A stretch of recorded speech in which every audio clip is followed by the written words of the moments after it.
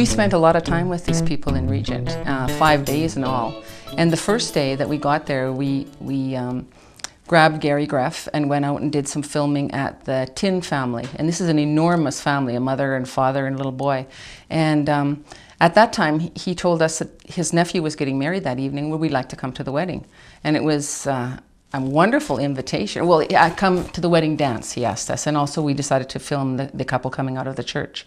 And so that was a wonderful invitation. And so later in the afternoon, it was extremely hot that day and we were hungry and really needing some respite. So we went to this restaurant that was in the town and we ordered our food and we're waiting for the food to come, and Daryl looks at his watch and says, "Oh my gosh, we got to get to the church because they're going to be coming out any minute and we're going to miss them." And so we hadn't even gotten our food yet. So we grabbed the people and said, "Can we have our food to take out? And oh, by the way, can you take us to the church?" And they had never met us before, and closed up their restaurant, took us to the church and dropped us off.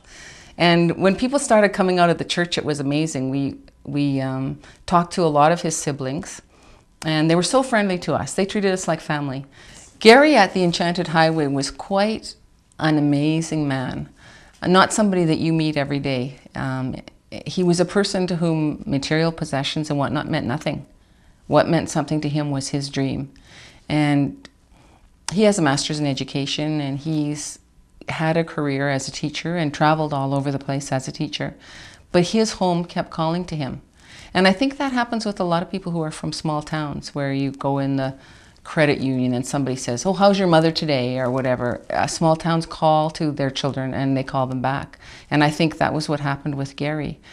He didn't even know how to weld when he came back to Regent. And farmers came in at night and they taught him how to weld, and people helped him get land. And he got a lot of support, I think, from the townspeople and from his own family. And at the same time, there were times, I think, when that support flagged and when he was all by himself. He'd be welding late at night all by himself, and he still kept going. He showed an incredible commitment. He doesn't have a lot. He could have had a lot, but he doesn't have a lot in terms of material possessions, but he does have a lot in terms of his dream and in terms of the respect that people have for him and the esteem he's held in the community and among his family. And